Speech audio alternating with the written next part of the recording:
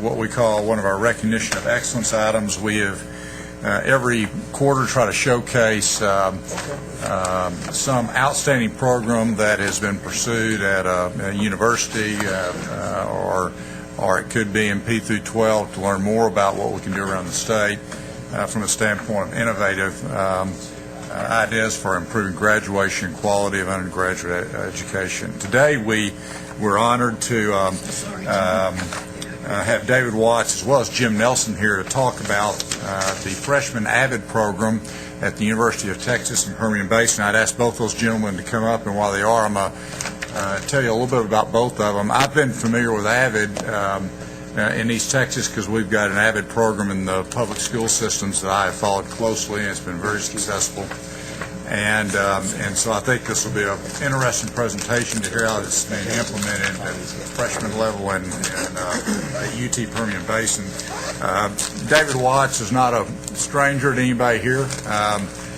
Welcome back. We're glad to have you here. Dr. Watts has been an innovator, has been really focused on how does he improve undergraduate education, and has been working with Jim Nelson as they put this AVID program in.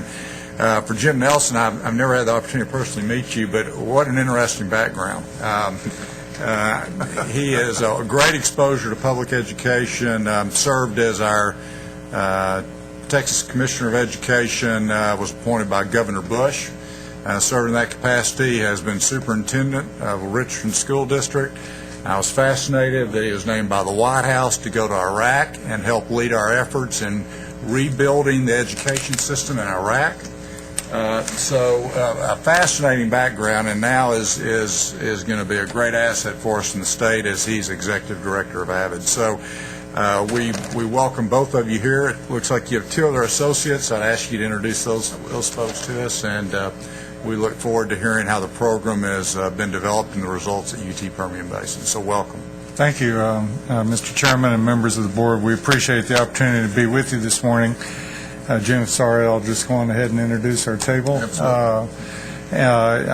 Eileen Frio is the Texas Director of AVID, and the gentleman to her right is Jonathan Brown, UTPB student and a graduate of AVID program out of high school, and helping us with implementation of our AVID program at UTPB.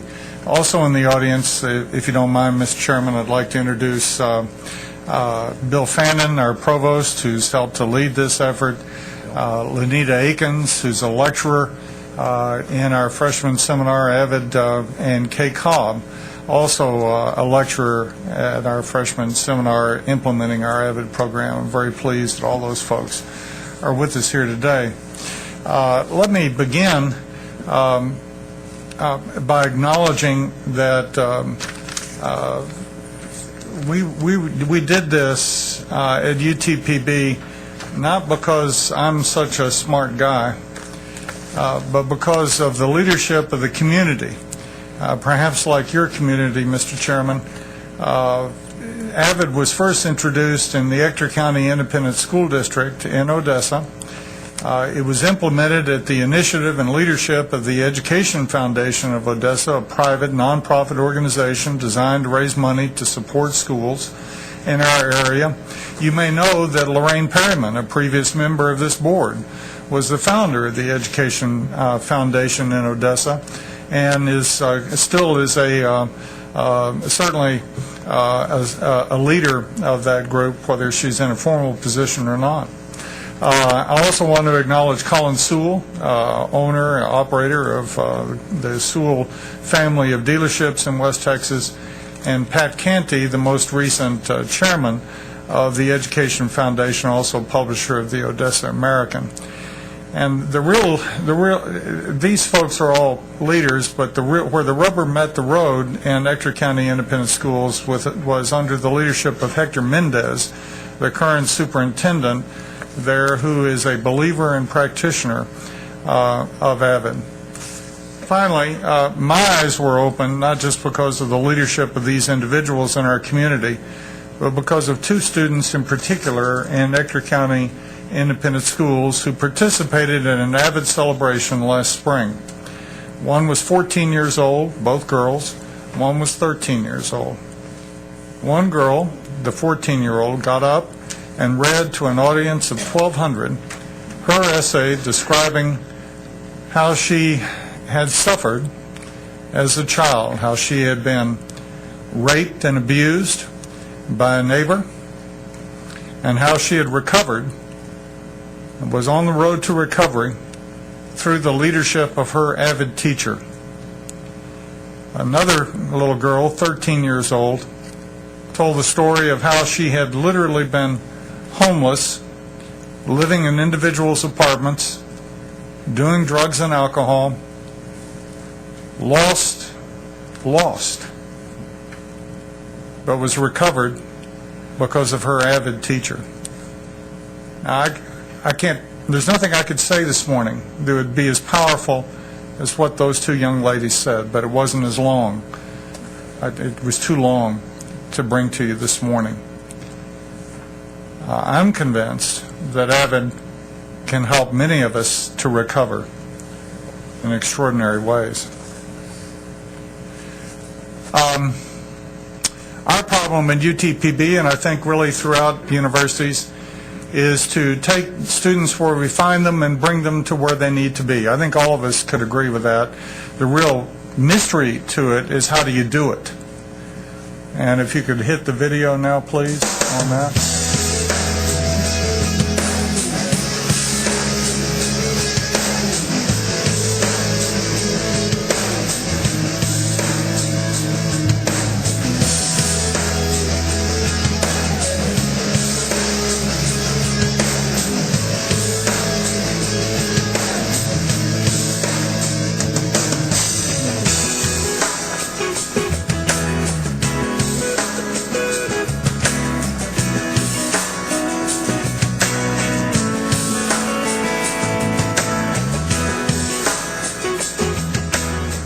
Again, we've freely stolen from Ector County Independent School District. Those stills that you saw are from a more lengthy 5-minute video produced by them that highlights the successes of their AVID program.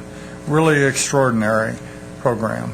And so I think AVID is one of the ways that we can take students where we find them and bring them to where we need to be. It's a real problem, ladies and gentlemen. 66%, and you'll forgive me for reading this, I want to be sure I get it right. 66% of full-time freshman students in Texas four-year universities are not in the top 10% of their high school class. Yet, the retention rate for those students is only 42%. Those are state figures. We were talking about waste a moment ago. What an enormous waste. Next slide, please. UTPB probably is an exemplar of waste. Our retention rate for 07-08 was only, for freshman class, was only 54%. I'm pleased to report to you quickly that for 8 to 9, fall 8 to fall 9, we've managed to increase it to 62%, but it's still not where it needs to be. The 25% high school rank retention, 62%. But the real item I want to point to here is the second quartile. And just to be clear, because I get confused, the second quartile is the 26% to 50%. These are folks who are in the top half of their graduating class. They're some of the very best students that we produce in Texas. We're not talking about the third quartile or the fourth quartile. We're talking about the very best students that Texas high schools produce. And yet, our retention of those students at UTPB is only 49%. Well, why is that? We looked at it, and we found that of those students who were in the second quartile and had an SAT of 830 or more, 36% of them had a GPA of less than 2.0. In other words, they're not performing academically. What can we do to improve that? Next slide. Well, I think we have implemented, and I invite anybody in the audience to provide additional suggestions, possibly almost every intervention that is imaginable. You can read the list. I won't bore you with it. Yet those interventions are not enough, because that 49% attrition rate of the second quartile students is with all of those interventions in place. Next slide, please. Second quartile students are among Texas's best, but they're not prepared. They may have done well on the ACT or the SAT, but somehow or another the skills necessary to survive in college are not there. In the provision of services, we have a writing center, we have a math and science center, we have a tutoring center, we have supplemental instruction, the whole list that was in the previous slide. But the provision of those services, making them available, and we do it free of charge. There's no financial barrier for students to pursue these services. That's not enough. And forgive me for the West Texas analogy, but in this case you have to bring the water to the horse rather than the horse to the water. Next slide, Mary. Thank you. We think AVID is a way to do that, and we've begun implementing it this fall, and I'm going to let the folks who know what they're talking about when it comes to AVID tell you more about that. Next slide. Would you hit the video, please? Hello, I'm Lenita Akins from the University of Texas of the Permian Basin. I'm Kay Cobb. I'm a member of the English faculty at the University of Texas at Permian Basin. My name is Esteban Velasquez from Odessa, Texas. I'm Cynthia Lee from Houston, Texas, and I'm an AVID student. And I'm an AVID teacher. AVID is advancement via individual determination. In the 10 years that I've been teaching, became a little distressed because I saw what I thought was an increasing lack of motivation in students. A lot of our students come to the university ill-prepared for college. What I thought was apathy turned out to be fear sometimes in students. They were unsure about what professors expected of them. Having seen the success of the program in our school districts and knowing the needs of our students, it was determined that it was time to put AVID into practice on the college campus, and we wish we could have started last year. I think that AVID prepares me in structural organizations and just skills that you're taught, but this is being more exact and direct towards pinpointing what you need in life. So as I work with them in AVID, I learned that we can give them the tools to help them understand how to be successful in the classroom. That builds confidence and helps them know how to go in prepared and with a positive attitude to their classes. It's a good thing to be in this class because, for me, it kind of motivates me to be more, to get one-on-one with the teachers and get to know them better, because I wasn't really I wouldn't really care about knowing the teachers. I'll just sit in the front, do my work, and get out if it wasn't for this, because this really tells you you got to take notes, get to know the teacher, and it really does help to get to know the teacher. You can't leave that class not saying, I didn't learn a thing, because you will, no matter who you are and what kind of student you are. A 4.0 student, you'll still learn something. There's no way you won't. So basically, AVID equals success, and that's all there is to it.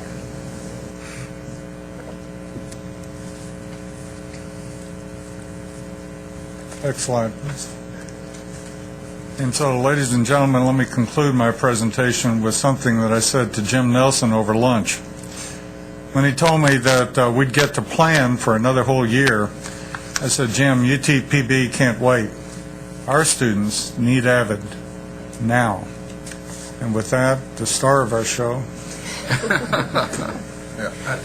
Thank you very much. And Mr. Chairman, thank you for the kind words. I will say, number one, I've been told repeatedly I need to be very brief, so I'm going to take a 2-hour briefing in about 2 minutes.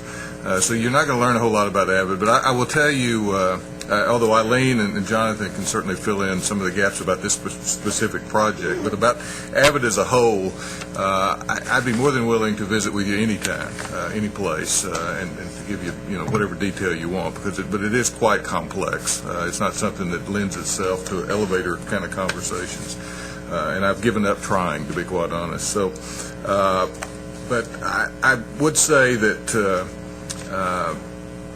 The relationship with David and UTPB has been a real pleasure for me. I grew up in Odessa. Some of you may know that. I spent until 1999 practicing law there until the governor appointed me as commissioner. I obviously have a lot of fondness for the people and a lot of friends. I still have 2 brothers that live there. So the fact that the district has done so well in the last 3 years, and now that UTPB, the Chamber of Commerce is even involved. You mentioned the foundation that Lorraine has been so involved in. It's really become a place where some dynamic things are happening, and it's just really a thrill.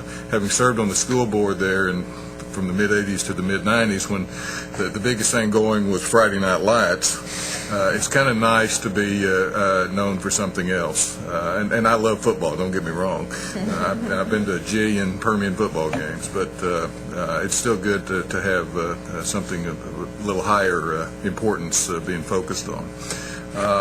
David is really correct. We had been tiptoeing into the post-secondary world for the last 2 or 3 years, primarily with a pilot program in a community college outside of Oakland, California, another one north of Seattle, and more recently one in Minnesota.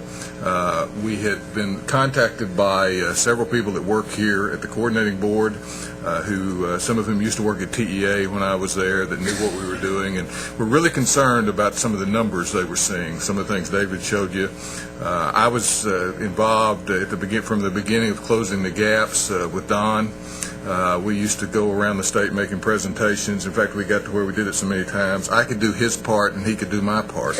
And we often threatened to go someplace they didn't know us very well, and me be Don and he be Jim, but we never really actually pull that off. So I know what a great job the state has done in getting more kids in college, especially poor kids and Hispanic kids and African American kids, even though you're not quite on target on some of those.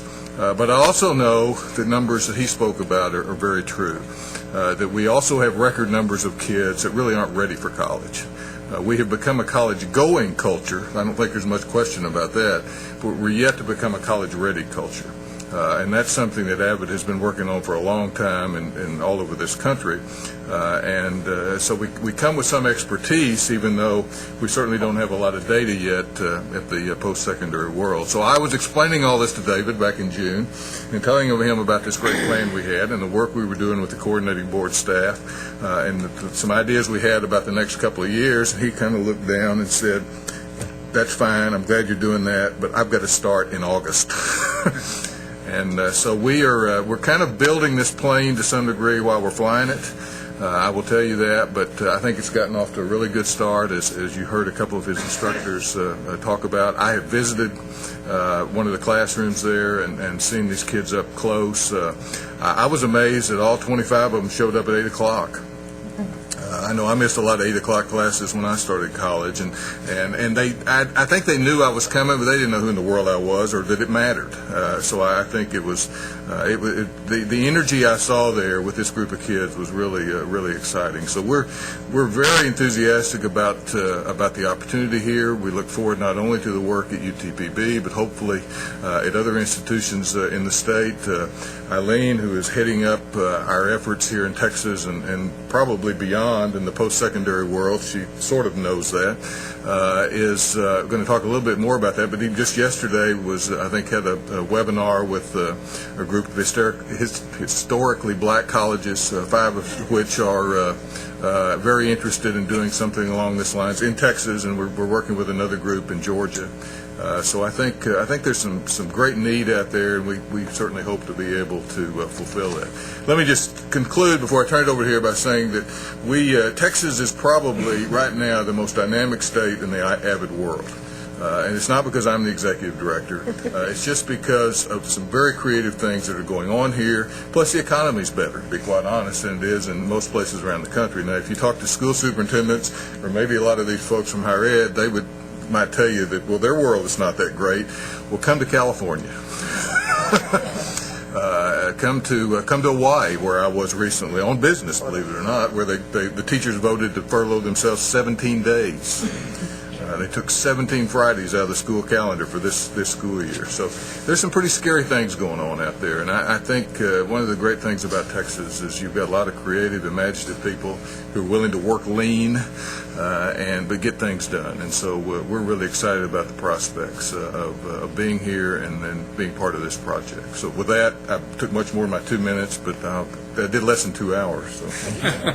But you didn't do your 12 slides, so we're going to advance through the slides rather quickly if we could, because you do have some information about our 30 years of success, and this is our community effort. We are actually in elementary, secondary, and now post-secondary, and Odessa is probably the hotbed of that right now in the nation.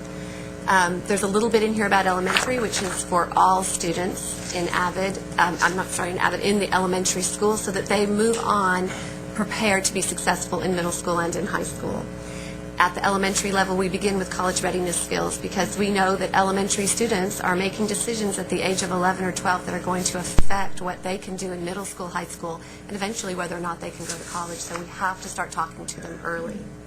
At the secondary level, we do affect entire schools and districts, but we also directly serve students in a state-approved innovative elective class that teaches them how to be successful in rigorous courses and actually demands that they do enroll in those rigorous courses, students who traditionally are not doing that at this time. You'll see in the secondary that the skills are very much spiraling from the elementary. So we are working still with the critical thinking skills, the higher level thinking skills, as well as organization, time management, the things that trip students up that really don't have anything to do with intelligence but keep them from being successful. This is probably what I think is one of our most powerful data slides. We have a lot of data on AVID, and at our website, on our website, you can access a number of research reports. But this particular slide shows the completion of college entrance requirements by ethnicity of AVID students nationally and all students in the nation. And you can see quite a bit of difference. We especially focus on our underrepresented populations as well as our first-generation college goers and economically disadvantaged students. AVID graduates go to college, and that's really important to us. That is our goal, but it's not enough for us that they just get there. We want them to get out of college and in a quick amount of time. Why does it work? We're accelerating, we're not remediating. And we know that at all levels, remediation has become astronomical in numbers. And so we push students ahead with proper support structures so that they can be successful and get them in with positive peer groups, making them feel very connected and motivated and wanting to do well. So now I'm to my slides. You did a good job with Okay. mine. Much better. I purposely avoided where because she knows what she's talking about. I apologize for how fast that was, but there is information in the handouts that people picked up as well as the PowerPoints that y'all have. We entered post-secondary about 3 years ago, and actually at the request of some institutions that were looking at how successful our AVID students were once they got there, and why were these kids successful, some of them, many of them in that second quartile and in the third when other students weren't. So our purpose in post-secondary is to support institutes of higher education as they better serve students who are traditionally underrepresented, who are gaining acceptance and enrolling but aren't ready and aren't staying. Of course, the goal has to be the retention and completion levels. Post-secondary is focusing on the structures and strategies that address student needs and faculty needs. How do we better support students? How do we better support faculty? Things are changing, students are changing. How do we reduce barriers so that everyone is more successful? The components of post-secondary as it stands now really fall into two categories. One set of components addresses the students themselves, and so we're looking at a year-long first-year experience course that will teach the necessary tools, higher level thinking, critical reading, time management, organization, the things that trip students up. We know at the secondary level, when students aren't passing, it usually has nothing to do with intelligence. It has to do with not turning in work, not being organized. So we know that they carry those same traits onto the post-secondary area where there's less support and they're less connected. So again, in this year-long first-year experience course, the students are connecting with faculty and with other students so that they feel a sense of belonging, and if they're struggling, are more likely to ask for help and to have those support structures right there for them. We want the students in rigorous credit-bearing courses. Our AVID students do end up in developmental courses when they get to college at times, but we find their persistence rate is much higher than national rates as well. They learned that in the AVID program, so we want to help the students at the post-secondary level get through those developmental courses and stay the course to graduation. The other set of components for post-secondary have to do with the faculty and the institution. One of the things we're doing at UTPB is beginning to work with a site team that's composed of administration and faculty members from all disciplines on the campus, as well as eventually some participation from the local school districts, to look at what are the barriers that are keeping students from being successful. In listening to the lean presentation, it's very much that type of a thing. What's going on and how can we make it more efficient so that the students can be successful without watering anything down, holding them to a very high level, having those high expectations. And so what kinds of faculty awareness, faculty professional development opportunities need to be provided for that to happen? And then institutionally, Dr. Watts showed you all of the intervention services that they provide, and UTPB provides a lot of intervention. Students aren't always accessing those services. Taking the water to the horse, sometimes we need to walk them to the reading center that first time and actually get them there. And what happens in AVID, and I think the two instructors that were in the video exemplify this, is the students become very connected with that person. That person's an advocate for them, someone they can turn to when things aren't going well, and someone who will be on their back when they're not doing what they need to make sure that first semester or two very successful, very grounded, so they continue on. David Connolly identifies 4 areas that are necessary for college readiness. The key cognitive strategies that students have to have, academic knowledge and skills, academic behaviors, and the contextual skills and awareness. And we address that through AVID and post-secondary, as you will see on the next slide. We do research-based academic training with the faculty, with the students. Our curriculum in AVID is based on what we call WICR, writing, inquiry, collaboration, and reading, the critical reading. We know that a great number of our students are enrolling in college not able to access textbooks well, not able to read critically that expository text. And so we're working at the secondary level to address those needs, but those cross over to the post-secondary as well. The college success skills, teaching the students how to be organized, how to manage their time. Students have a great deal of freedom when they go to college, and they're not really ready for that. The transition is huge. We see it from elementary to middle school to high school, but we need to better prepare the students for the freedom they're going to experience and the need to be organized and getting their things done on time when they get there, as well as test-taking skills and note-taking skills, being thinking at a higher level, being curious about what's going on around them, deeply accessing the curriculum. The structured tutorial support. One of the strong parts of AVID is the Socratic tutorial that we provide for our middle school and high school students, and it frustrates them at first because they want us to give them answers and we don't. We ask them questions so that they can find their own answers.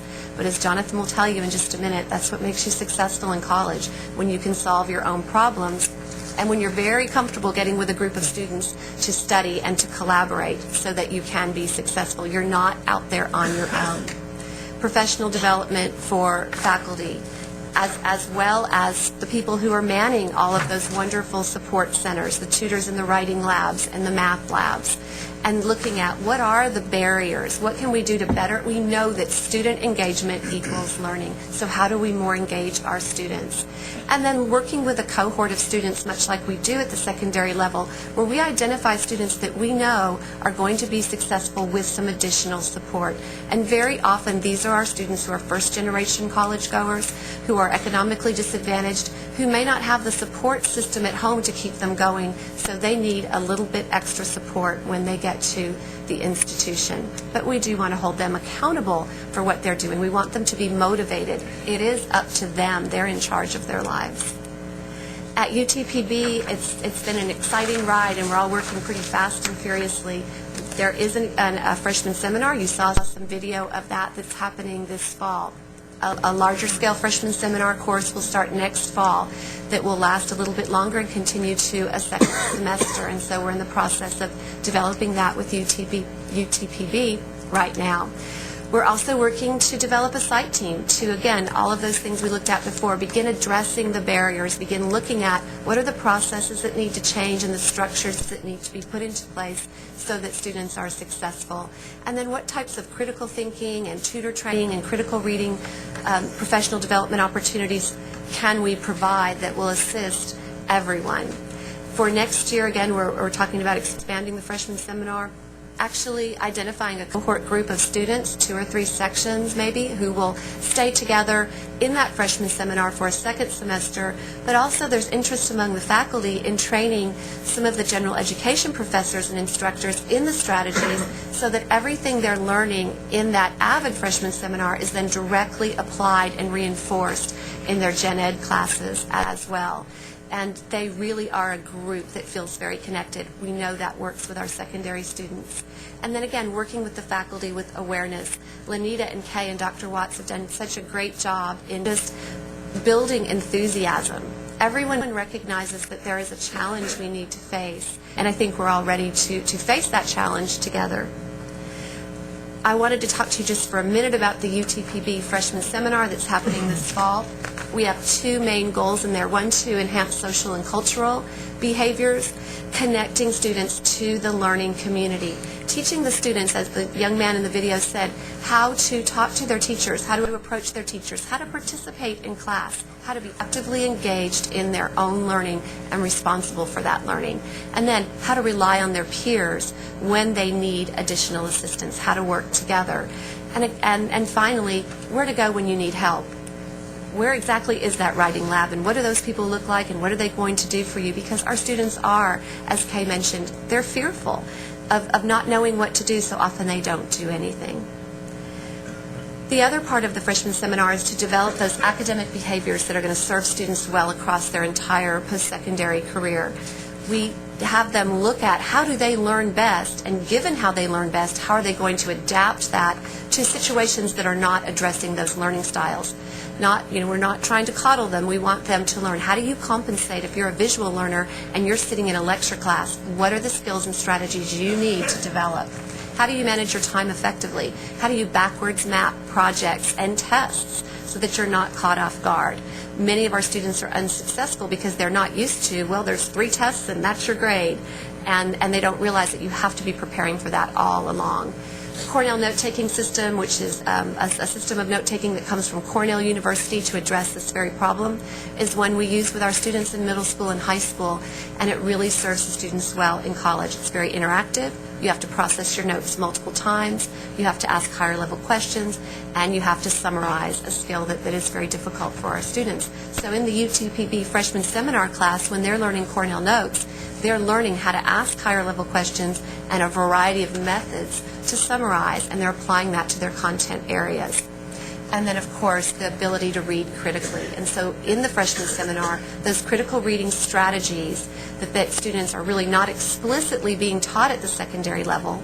We sort of think you're going to read to learn by secondary and that we've taught you to read in elementary, but there are still many strategies that students need in order to access higher level textbooks. So those specific strategies are taught in the freshman seminar class. Our goal is post-secondary success with students. Of course, we want them to persist and we want them to complete. We want them to take rigorous courses. We want them to do well. We know our AVID students at the secondary level, those middle kids, are enrolling in harder classes and have high grade point averages. And then, with those courses, we want that to happen at the post-secondary as well. We want success with instructors. We want to help them feel more successful and to reach the students at a deeper level so the students are very actively engaged, and that there is a team on the campus that's addressing those barriers and those concerns that are keeping students from being successful and putting structures in place to change that. And culture has been mentioned several times today in other presentations, and we've watched on our secondary and elementary and middle school campuses how the culture changes to one of academic success when you're putting all of these things into place. When we have high expectations, when we hold students accountable for those high expectations, but provide the support and motivation necessary to help them reach that. You have a slide, and this is also in the handout in the audience, that talks about some of the research that we have based our beginnings into post-secondary on. And you also have, if you could go to the next one, you have some contact information on the handout and on the slide, because as Jim said, this is the 3-minute version of the 5-hour presentation. So we would be happy to not just skim the surface, but to definitely go more in depth with you. In closing, there is someone I really would like you to hear from. Jonathan Grant Brown has been an AVID student since ninth grade. He's going to tell you a little bit of his story. He is now a senior at the University of Texas Permian Basin, who will graduate on time in 4 years in the spring, and I'll let him share with you his grade point average, of which we're very excited. Thank you. As she mentioned, I'm a senior at UTPB, and I'm majoring in communication, and I have a 3.8 GPA. I was brought to Odessa by the graces of God and an opportunity to be a keynote speaker at a P16 conference. A prominent business owner at the conference heard me speak and share my story, and he got in contact with me later and informed me that he wanted me to come to Odessa and work with the AVID program. I told him that it wasn't possible at the time because I was already enrolled in classes at South Plains College in Levelland, and that I wanted to finish my 2-year degree there. And so he called me back later and he said, listen, if you move to Odessa and you get enrolled at UTPB as a full-time student and you work with the AVID program, I'll pay for everything. So, needless to say, I made the move. But the significance of me sharing this part of the story with you is because at a young age, statistics had me pegged as a child that would never even graduate from high school, let alone go to college and graduate with honors. I am a 14-year veteran of foster care. I say veteran because in 2007, the foster family that I had been with for the past 8 years adopted me. And it was a very huge struggle for me growing up in foster care, my brother included. He was 2 years younger, and I had a tendency of getting angry with these people whom I thought took me away from my parents. And so I had this vendetta against society that didn't accept me and didn't want me. And this vendetta increased and grew into anger and aggression, and it eventually led to my brother and I being split up and sent to 2 different foster homes. Well, when I got into 9th grade, I was presented with another problem. That was when you turn 18 in foster care, you leave the home. And that's pretty stereotypical in American society. When you turn 18, you're supposed to spread your wings and fly. Well, in a normal American home, you can always come back to mama's nest. You can always have that reassuring that your parents are somewhere down the road that you can go and have dinner with and talk to and explain about your heart and life. And there's always someone that's going to say, hey, you know, you need some extra money for rent this month. But as a foster child, I didn't have that security. So for me, graduating from high school wasn't a goal. It wasn't something that I wanted to obtain, because for me, graduating from high school meant the end. Well, halfway through my freshman year in high school, I was presented with this opportunity to get involved with the AVID program. And I was hesitant at first because no one had ever mentioned me and college in the same sentence. And so I just assumed that it was a mistake. But I got into the program, and I always considered myself as a genuinely smart person, but I didn't consider myself as the top-notch student. I wasn't extreme. Math didn't come to me super easy. Science didn't come to me super easy. But what I learned in the AVID classroom was I learned how to be a good student. And I got very good at being a good student. And once I started to use these methodologies and these skills that I was being taught in this AVID classroom, I started to reap the benefits of being a top-notch, intelligent, get-it-easy type of person. And I liked that feeling. And it was a lot easier to be the good guy that everyone was talking about, as opposed to being the negative thug that everyone saw me as before. My journey led me to experience things in life that, as a 21-year-old, most people don't. And especially as a foster child, most children don't. I was able to travel around all the United States and speak to different groups and communities about my experiences in life and about this AVID program that gave me the family that I needed at the time to create a bright future for myself. Now that I'm in college and I'm at UTPB, I noticed that I came into the university setting ahead of the rest of my class. And the reasons for that was because I was so well prepared in the AVID classroom. I knew how to take good notes. I knew how to pay attention in class. I knew that I had to be the first one in class and sitting in the front row. I knew that I needed to learn my professors' names. And all these little tricks of the trade I learned in high school. And so when this opportunity presented itself to move into post-secondary with AVID, I immediately wanted to be a part of it, because AVID was what helped me get to my goal of being a college-bound student, and now in May I will be graduating. So I thought that, if I had that opportunity and these children didn't, why not provide them with that opportunity as a freshman?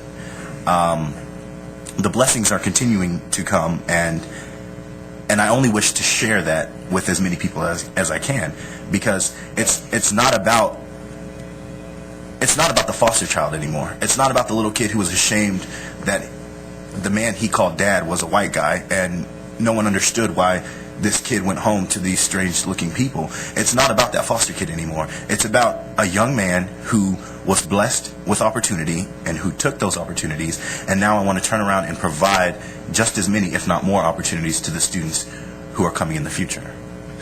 Thank you.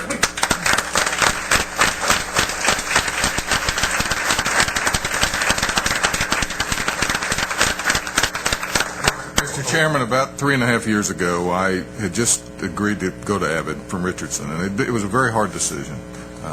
Richardson's a very good school district. We were making excellent progress, and everything was going the right direction. And here I'm being asked to move halfway across the country, which I've now moved back, by the way.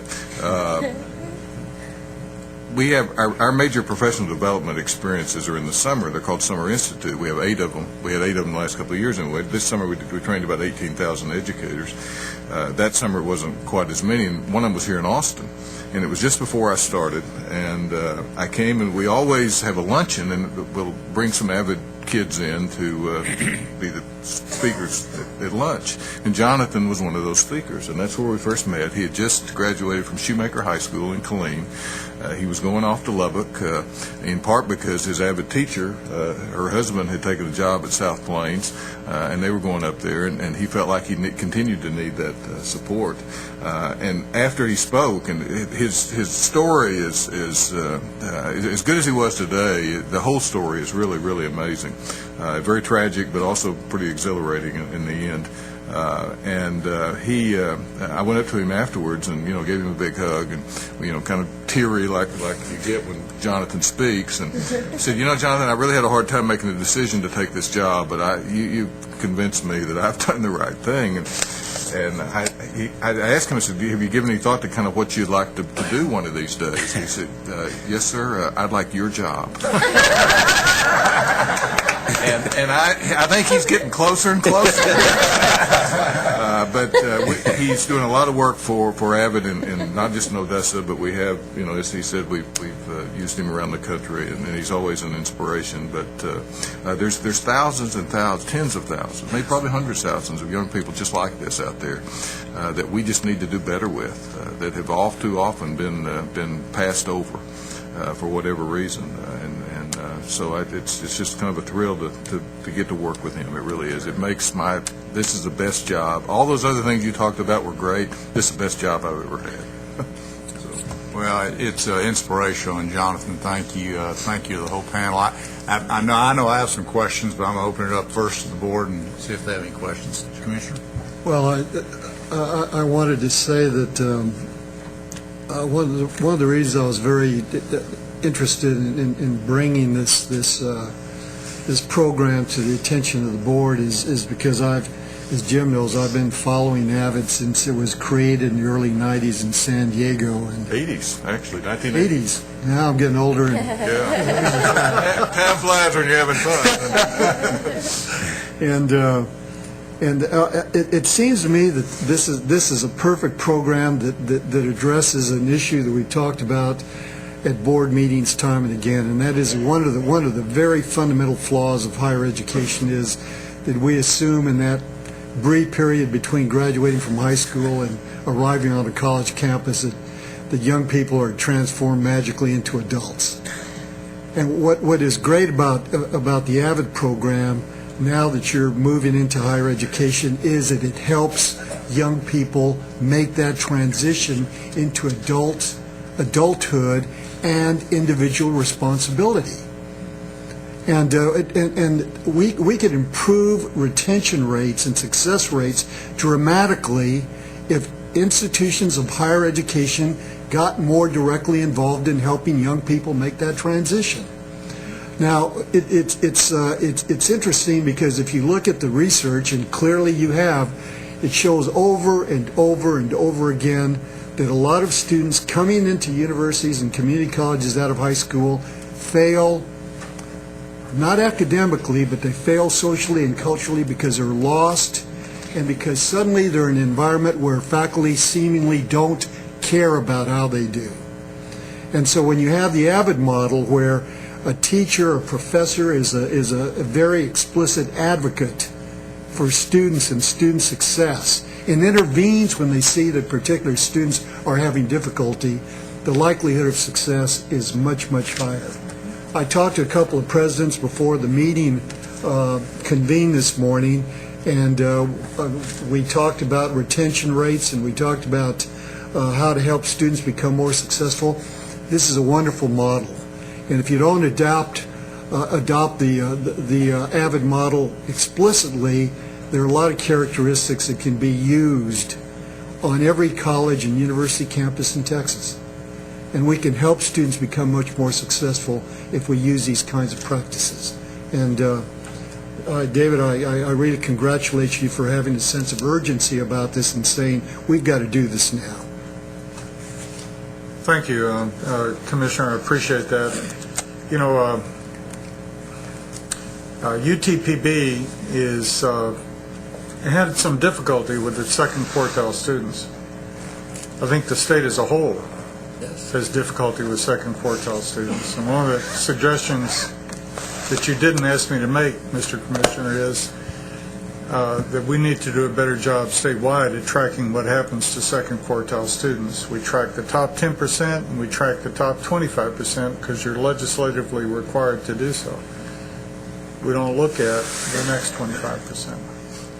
And we're losing them. We're losing them everywhere. Ms. Pavich, I know you had a question. Yes. Jonathan, Yes, ma'am.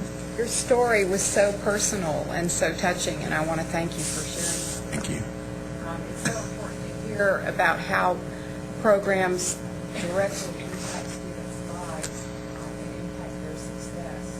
So, thank you. And you are a major in communications? Yes, ma'am. I can tell.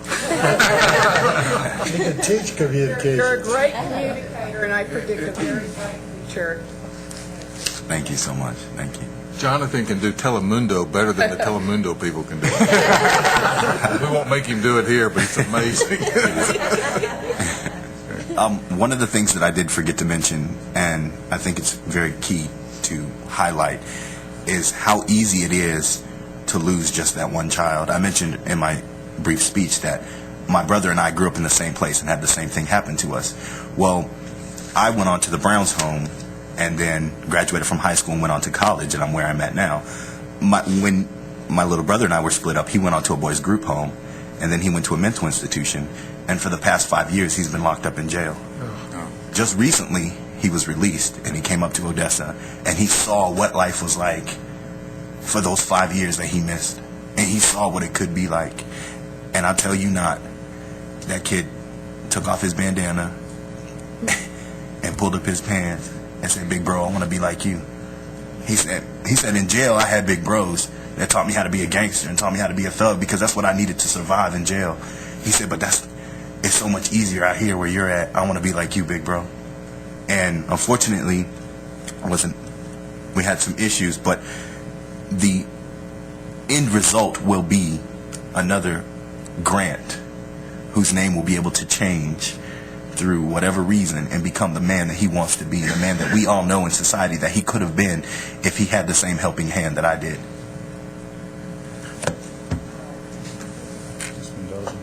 I have to be next after that? My goodness. Every time you speak, that's hero. Thank you, Jonathan. I'm going to charge you my mascara fee.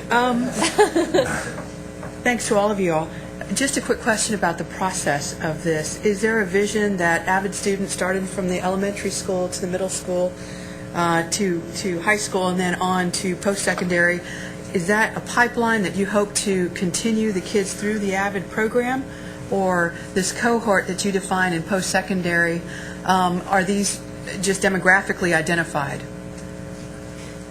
I think it's a little bit of both. Okay. We're looking at, many of our AVID students, like Jonathan, will get to the university level and probably not need that level of support. We will have some that probably will still need that support. At UTPB next fall, Midland and Odessa will graduate a number of AVIDs, their first groups of seniors. So UTPB is looking at a number of AVID students enrolling. And if they're in those freshman seminar classes, they'll be huge leaders. It'll reinforce their skills, and they can bring the other students along even more quickly. But a big focus are the students that are coming without the skills that our AVID students have, so that we could identify students that look like, whether it's they're in that second quartile or there's certain test scores, or sometimes there's an anomaly between their grades and their test scores, whatever, that we could provide the support for them to kind of get them through that first year very successfully and on the path to the 4-year completion on time.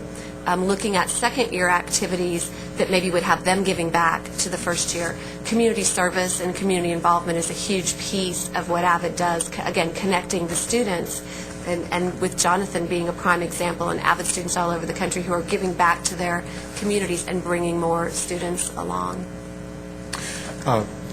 Ms. Mendoza, the research is absolutely clear. Whether you're dealing with substance abuse prevention, or whether you're dealing on the positive side with getting a college education, peer leadership is absolutely critical, and you can see what the kind of leader that Jonathan is. And there's a whole host of others, perhaps not quite as articulate and not with quite the timbre of voice that Jonathan has, a whole host of others that are coming up that are peer leaders. And that's one of the beauties of this program is, and you saw the slides. Jonathan's back there, he's helping. It's one thing for them to tell an old guy like me, or to sleep through my class. But it's another thing when Jonathan's there helping them and working them, and all the other students that are going to be coming up like Jonathan. David, follow up to that, and I guess Jim, Eileen, this is for all y'all. What's the barriers to getting kids in there? Because one of the things I've heard is in secondary, and is that one, there's a cost issue. Two, there's an issue that at least I've heard in our district that the kids have to want to enroll in AVID. They have to. It's not an issue of just saying you're going to AVID, but it's those young people have to want to be in AVID. And I was talking to my superintendent, and I said, that's the challenge, is you want all those young people to be in there, but how, I asked him, I said, are those the barriers? He said, absolutely. How are you addressing those? Are those the same barriers, David, that we're going to see in the post-secondary programs too?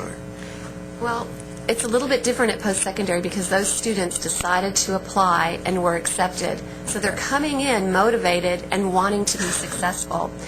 The way the freshman seminar class this fall worked, with 2 sections were AVID sections, which meant the students walked in and were told on the first day, your class is going to actually last twice as long as what you thought it was going to last, and we're going to hold you accountable and want you to do all these things.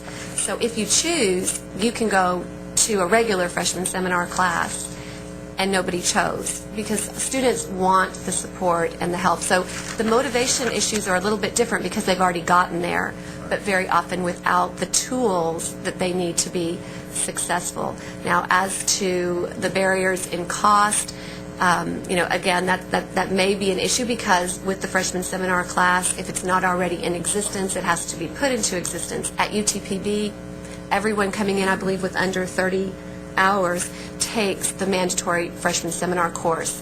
And so I think what we're looking at, because the site team is developing the plan right now for how that will look next year, is perhaps all of the freshman seminar classes the first semester next year will be these AVID strategies, so you can front load for the students the skills that they need, but a selected cohort of 2 or 3 sections will continue on the next year.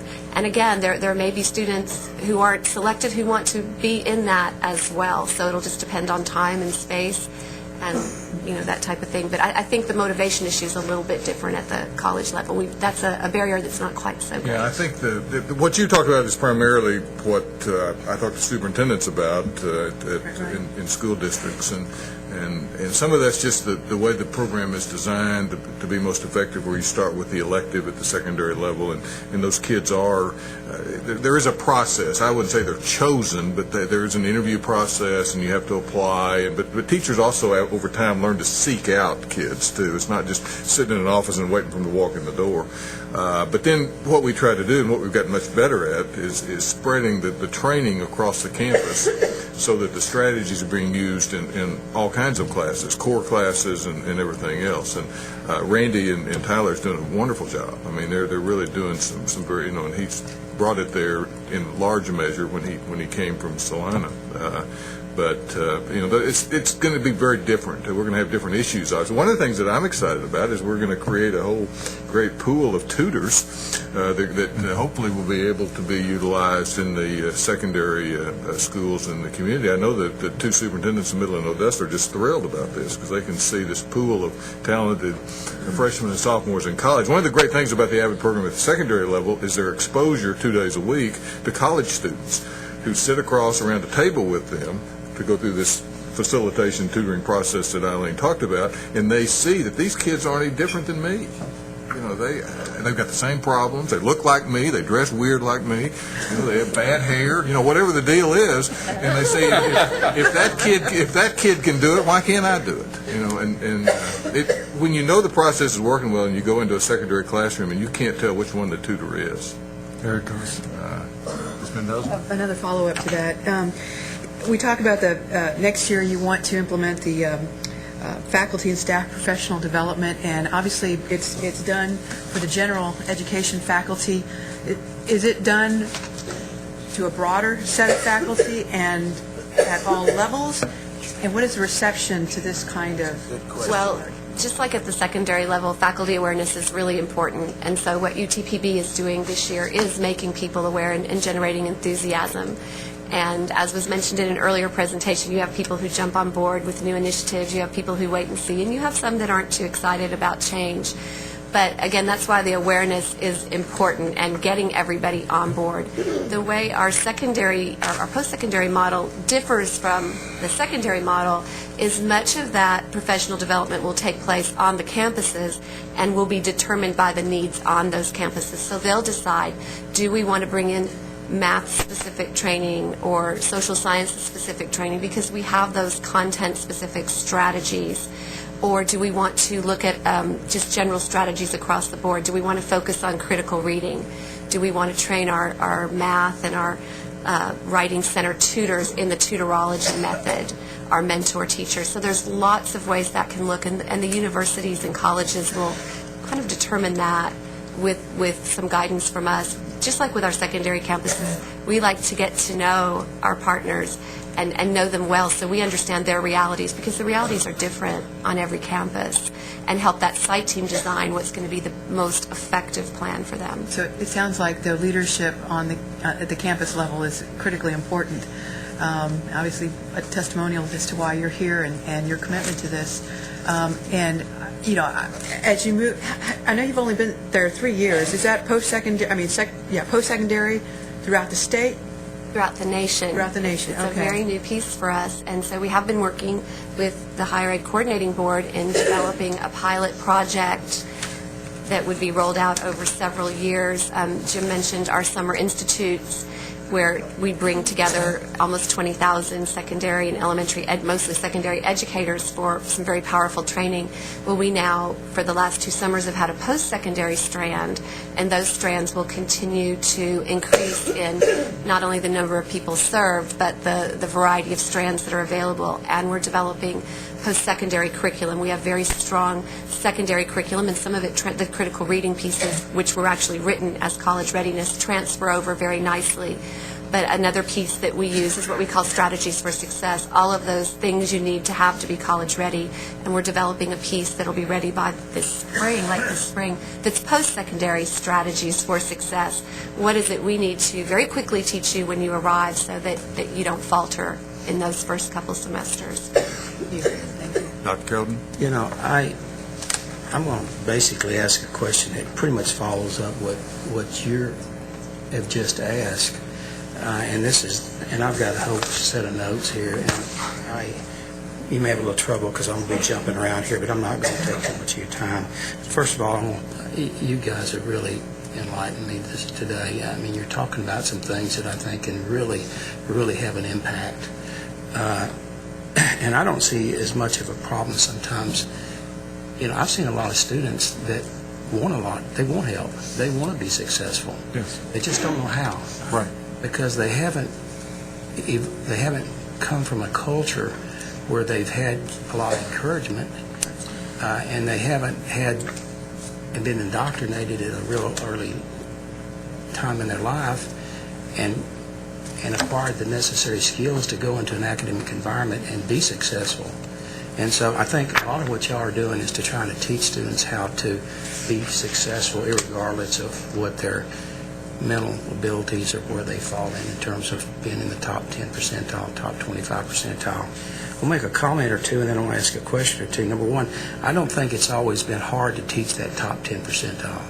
It doesn't take a whole lot of, you know, those are the easy guys. I mean, it doesn't take a real skilled teacher to really get those guys through the process and to walk in the stage and ultimately handing them a diploma. And I don't think it's quite as difficult in teaching that top 25%. But I feel very strongly with what y'all have said in identifying that second quartile, 25%. Those are the ones that require more support. And much of that needs to be done one-on-one, in my opinion. And the question I ask is that I see some of those people and some of those students walking the halls and looking for help, but when they get to the learning labs, there's no one there. Now, how do you address that procedure? Because I think what Elaine was alluding to is it's going to take a strong leadership from our academic institutions to insist in those teachers coming out of those offices and getting down to where the action is, and the action is in the learning lab. You know, if they know their students are struggling and they know they're flunking, then they have some responsibility, not just the students, but the faculty and the institution in addressing the issues that revolve around student success. So it's going to create, if we don't have buy-in on the part of the administration, and if you don't have the support of the faculty, then they can continue to maintain their average workloads of 13 to 15 hours a week in the classroom, and then disappear, not all of them, but some of them disappear to who knows where, when their students are clearly struggling. Now, I'm asking a pretty doggone tough question, and and some of these questions people just want to shy away from. But it's an issue that it's going to take a lot of fortitude on the part of those department chairs and deans and senior administrations to say we've got to embrace a different culture and how we're going to educate and make sure that these students that we're admitting into our institutions leave here successful. And so the question I ask is, if you've got a tenured faculty member that's been there 25 or 30 years, and he just decides he doesn't want to get on board, what are you going to do? Now, that may be that's a tough one. And I just said I throwed y'all a curveball that is pretty doggone tough to answer. Because quite frankly, if he don't want to get on board, he don't have to, for the most part. Let me do it first for David, because you're right, but it's not different than the secondary schools we deal with, or even the elementary schools. It really is about leadership, and we're very fortunate, obviously, in working with Dr. Watts and his team. But I will tell you, Dr. Golden, that one of the things that is, I guess, we all have preconceptions, I guess, about what the reality is. But I will tell you, in all the places where we have begun this process, in all the places that have asked us about whether or not we could assist them with this particular dilemma, it has come from faculty. In this instance, Lanita and Kay back here were very, very engaged, and they visited with other faculty members and that sort of thing. David was obviously very supportive. Our situation out in Los Medanos Community College in the Oakland area, it started with one faculty member who knew about AVID and came to us and said, we've got a serious problem, can you help us? So this wasn't us going to them and say, well, a big white horse and saying, we're here to save you. It was people internally recognizing they had a problem, looking at their own data, which is one of the things that colleges are doing much better now than they've ever done before, is looking at their own information, and we're able to say, can you help us create a solution that will address this particular issue? Now, are you always going to have, what would you call them, cave dwellers, or, That's the ones cavers that's the ones or I'm whatever? talking about. What are we going to do about the cave dwellers? And having, Because we need their help. right, We need having their now help. been involved in the education world since 1984 when I got elected to the school board in Odessa, I mean, there's a lot of cave dwellers out there, but there are in business too, and there are in every kind of line of But in engagement we business, can have. we can deal with them.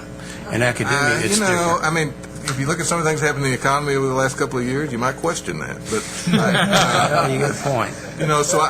so I'm just saying, We're more likely to deal those with them, people though. do exist. But we have found in our work, if you have good leadership, if you have people in the classrooms who are engaged and believe in what you're trying to do, you can work through those problems. You really can. I don't know if that answers your question. Well, it does, because I think it alludes to what Elaine is saying. It's going to take strong leadership on the part of administration. Absolutely. And if they can get in and see the results, then I think you'll get a buy-in by more and more faculty people. Let me say one more thing, and then I'll turn it Always over be to a Dave. certain amount of cave dwellers that you When never Mary really hear Catherine about. Swanson started this program in 1980, she was an English teacher, taught AP. Did AP exist in 1980? She taught the advanced kids in a middle upper class high school in San Diego. They bussed in a bunch of kids from down by the border. It was going to change the complexion of the school. She was convinced that with the right kind of support, those young people could be just as successful as those neighborhood kids. Obviously, history has proven her correct, but she tried to develop a program that was administrator proof. She didn't want the administrators screwing it up. Now, she found out very quickly, and she will tell, I can tell this story because she told it to me, that if the program was going to be successful and really have an impact on more than just isolated pockets of kids, she was going to have to get over that and was going to have to be able to accept the fact that the leadership mattered a lot. It does. And so where we are most successful, you find strong principals or strong presidents and leadership throughout the organization that is on board. Dr. Golden, I'm one of those faculty members that been tenured forever. I'm older than the hills. So let me speak from that point of view for a minute. Every faculty member wants to be successful, just like every person wants to be successful. On the other hand, they have standards, academic standards, which you, this board, and every other leader in the state wants them to adhere to. I wasn't trained in graduate school on how to help students be successful. I was trained on what is the latest cutting-edge research in my discipline and how to communicate that research to my students. This, to use an expression that we heard earlier today, this is rocket science. It takes some specialized development and expertise to do this. Now, I recognize that. I don't know what I'm doing in this particular area. So I'm going to call on some folks that have got some expertise and who have brought a program that demonstrably works. Our faculty at UTPB, as they learn more about AVID, are excited about it because each one of them wants to be successful.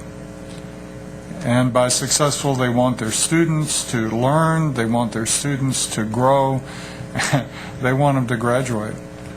So I think we really have faculty who are engaged and committed and are on board and are hungry for the skills that AVID brings and that will become a part of our culture in our campus, and I think with the support of this board and the support of my colleagues behind me throughout the state.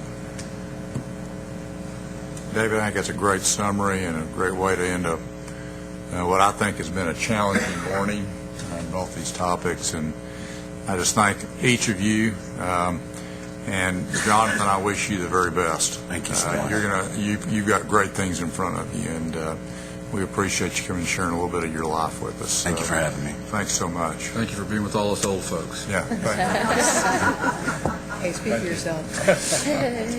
Thanks so much.